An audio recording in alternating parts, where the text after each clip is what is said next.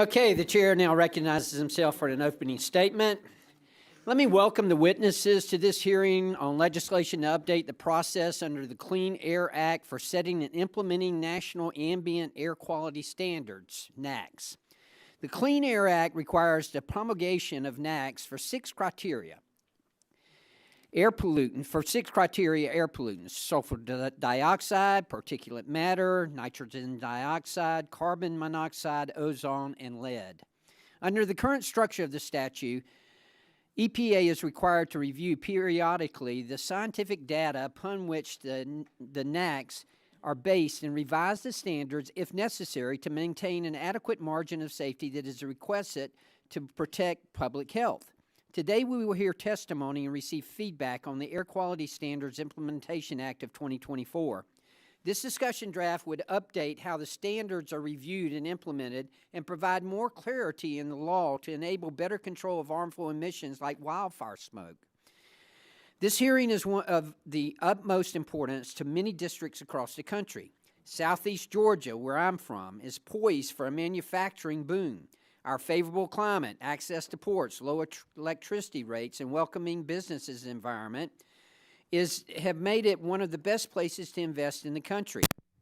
We are growing quickly. Billion-dollar manufacturing investments have been made, and further opportunities are quickly presenting themselves. In addition to these developing areas, we have legacy industries that are a backbone of our economy. Georgia is the #1 forestry state in the country, and according to the Georgia Forestry Commission, the industry provided over $1.5 billion in economic output to my district in 2022. These sectors are looking to grow, and while they grow, they are seeking to do it with the highest environmental standards in the world. However, actions like the Biden administration's recently finalized annual PM 2.5 standard threaten to slam the brakes on these investments and economic drivers. One of the main concerns is that because of the success of the Clean Air Act already, new standards are getting closer and closer to background levels. Because of this, even areas that meet the standard will not have enough room or headspace to allow for permitting new or expanded construction.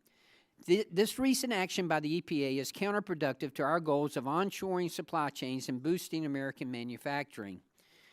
According to a report conducted by Oxford Economics, the EPA's recently finalized PM 2.5 standards will threaten up to $197.4 billion of economic activity and put nearly 1 million jobs at risk. We'll hear today about analysis of permitting from 36 different industries, including pharmaceuticals, paper and wood, and electric vehicle batteries.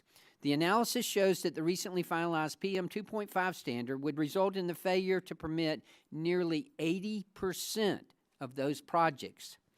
And these are industries that already control emissions to the highest standards. We learned in a hearing last fall that most of the PM 2.5 emissions do not even come from these sources.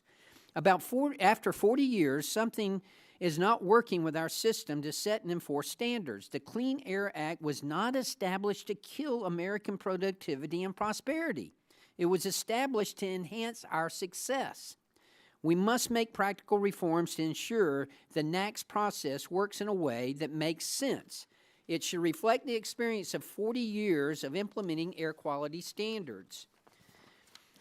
The discussion draft reflects some of the experience. Among other measures, it would provide more time to develop new standards while providing time for EPA and the states to focus on implementing standards. It ensures that state air pollution agencies responsible for and experts in implementing the standards have a larger voice in the process. It would make clear that wildfire and other exceptional events can be reliably excluded from compliance data, and it would make it easier to reduce wildfires and lower harmful pollution levels. I invite constructive comments from the panelists, both on PM 2.5 implementation challenges and what those indicate about the current process and how reforms may address those challenges. I should note that we sought to have EPA testify today, but EPA declined to attend at this point. We will continue to work with the agency, as we should, including examining the comments it supplied to our bill. We will also continue to work to get this right. America has the best environmental standards and wonderful economic potential.